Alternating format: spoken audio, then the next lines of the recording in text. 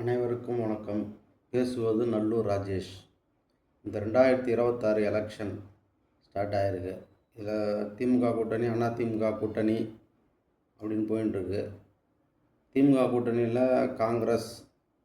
முதல்ல காங்கிரஸ் கூட அலையன்ஸ் பேசும்போது பிரச்சனை ஸ்டார்ட் ஆச்சு. ஏற்கனவே கொடுத்த 25 விட 20 ஆரம்பித்தாங்க.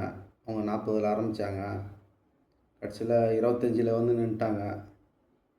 இவங்க 35 வரைக்கும் வந்தாங்க. கடைசியில் 28 ஒரு ராஜ்யசபான்னு முடிவு வந்ததுனால ஒத்துக்கிட்டாங்க. ராஜ்யசபா இல்லைன்னா ஒத்துந்துருக்க மாட்டாங்க. 35 40 நின்று இருப்பாங்க. அது திமுகவுக்கு உள்ளுக்குள்ளே ஒரு இது, நம்ம 25 நிறுத்தணும்னு பார்த்தோம் அப்படின்னு சொல்லி அவங்களுக்கு ஒரு குறை. திமுகவுக்கு காங்கிரஸோட முகம் தேவைப்படுது. ஏன்னா அது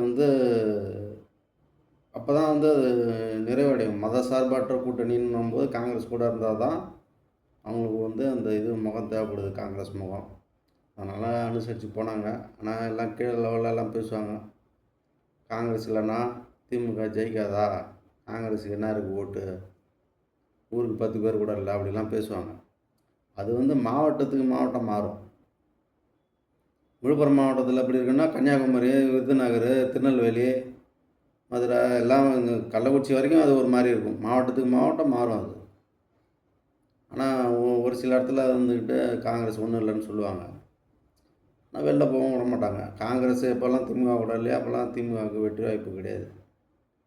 அது பல தடவை பார்த்தாச்சு. 2014 எம்பி எலெக்ஷனில் காங்கிரஸு திமுக தனியாக இல்லாமல் இருந்திருந்தால் 37 இடம்லாம் அந்த அம்மா ஜெயிச்சிருக்காது. அந்த நேரம் தேமுதிகவும் கொஞ்சம் உள்ளார வந்திருந்தால் 40 அப்பயும் ஜெயிச்சிருக்க வாய்ப்பு உண்டு.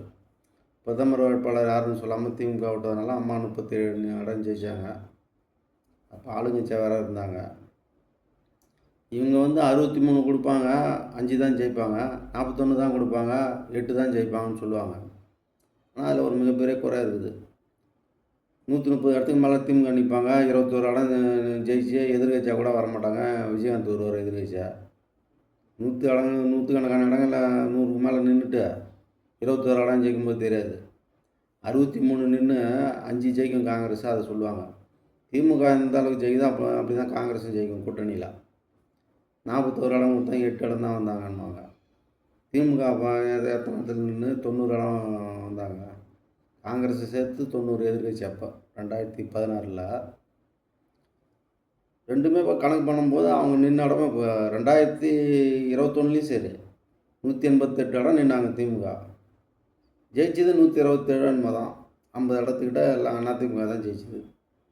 ஈரோடு, சேலம், கோயம்புத்தூர் சைடெலாம் திமுக அவுட்டு.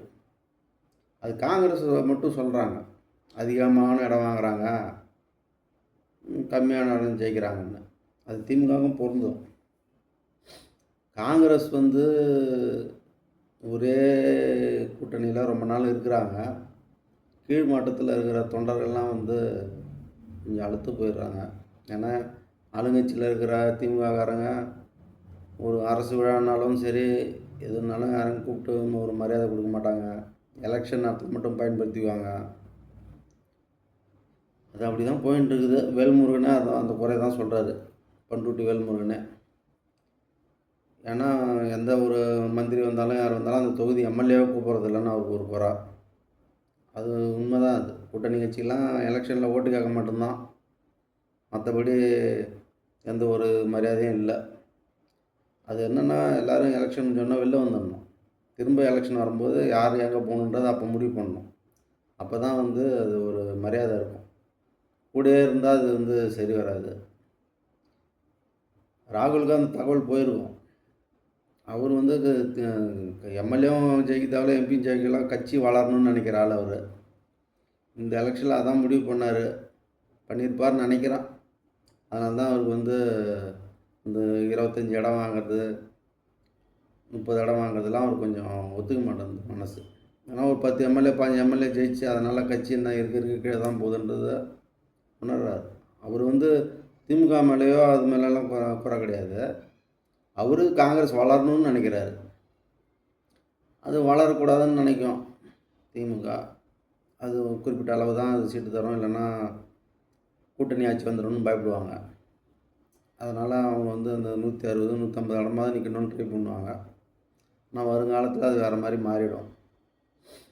பார்ப்போம். இந்த காங்கிரஸ் வந்து இந்த எலெக்ஷன்லாம் 28 இடம் வாங்கியிருக்கிறாங்க. ஏற்கனவே ஜெயிச்ச தொகுதியை தக்க வச்சுக்கிட்டு எக்ஸ்ட்ரா ஒரு 10 இடம் புதுசாக வாங்கணும். அது திமுக வந்து ஜெயிக்கிற இடமா கொடுப்பாங்களா, கேட்குற இடம் கொடுப்பாங்களான்னு தெரியல. அது ஒரு குறை இருந்துக்கின்னே இருக்குது. காங்கிரஸ் பொறுத்த வரைக்கும் பிஜேபி, காங்கிரஸ் நேரடியாக மோதுகிற இடத்துல அமோக வெற்றியாக இருக்கும். ரெட்டலையாக காங்கிரஸாக இருக்கிற இடத்துல கொஞ்சம் வலு இழந்திருக்கும். அது திமுக சப்போர்ட் பண்ணணும். இந்த உட்கட்சி பூசல், இந்த திமுக கூட்டணியில் ஜெல்லாகாமல் இருக்குது, இதெல்லாம் வந்து இந்த எலெக்ஷன்லாம் முடிவில் தெரியும். ரெண்டாவது கோஷ்டின்றது திமுக கூட கூட்டணி வைக்கணுன்றவங்க ஒரு பக்கம் இருக்கிறாங்க. மாற்றுக் கட்சி கூட போகணுன்னு ஒரு குரூப் இருக்கிறாங்க. அது எலெக்ஷன் நேரத்தில் அதெல்லாம் மனசில் வைக்காமல் எல்லாம் ஒன்றா சேர்ந்து வேலை செஞ்சால் மட்டும்தான் அது ஜெல்லாகும். ரெண்டாவது ராகுல் பிரசாத்துக்கு தமிழ்நாட்டுக்கு வர்றது திமுக என்ன பண்ணணுன்றது அப்போ தான் முடிவாகும். அதெல்லாம் இன்னும் எதுவும் தெரியாமல் இருக்குது. சோனியா அம்மாவுக்கு வேறு கொஞ்சம் உடல்நிலை சரியில்லாமல் இருக்குது அந்த நேரம். பாண்டிச்சேரியிலையும் இதே குழப்பம்தான். 16 இடம் காங்கிரஸ் நிற்கிது. சில இடத்துல காங்கிரஸ் எடுத்து திமுகவும் நிற்கிது, திமுக எடுத்து காங்கிரஸும் நிற்கிது. இதனால் எதிரில் இருக்கிற கட்சிக்கு தான் வாய்ப்பு அதிகமாக போகுது. மார்ட்டின் பையனும் அதிமுகவும் பிஜேபியும் என்ஆர் காங்கிரஸும் இதனால் பலனடைவாங்க. ஒத்துமையாக இருந்தால் மட்டும்தான் அவங்கள வீழ்த்த முடியும். அது உட்கட்சியிலே நாராயணசாமி வைத்தியலிங்கன்னு பிரச்சனை நேரம் ஓடிட்டுருக்கு. 4 ஸ்டேட்டு 5 ஸ்டேட்டு எலெக்ஷன் ஒன்றா நடக்கும்போது கேரளா, தமிழ்நாடு, மேற்கு வங்கம், அஸ்ஸாம் இதெல்லாம் வந்து பிஜேபி கூட்டணி கொஞ்சம் வலுவிழந்தால் மட்டும்தான் கொஞ்சம் பயம் வரும் அவங்களுக்கு. இதுமாரி உட்கட்சி பூசல் சண்டை பாண்டிச்சேரியில் கைவிட்டு போகுது, கேரளாவிலையும் இதுமாதிரி பிரச்சனை ஆகுது, தமிழ்நாட்டிலையும் இதுமாதிரி ஜெல்லாகாமல் இருந்ததுன்னா திரும்பவும் கொஞ்சம் யோசனை பண்ணுவாங்க மக்கள் 2029 வரும்போது.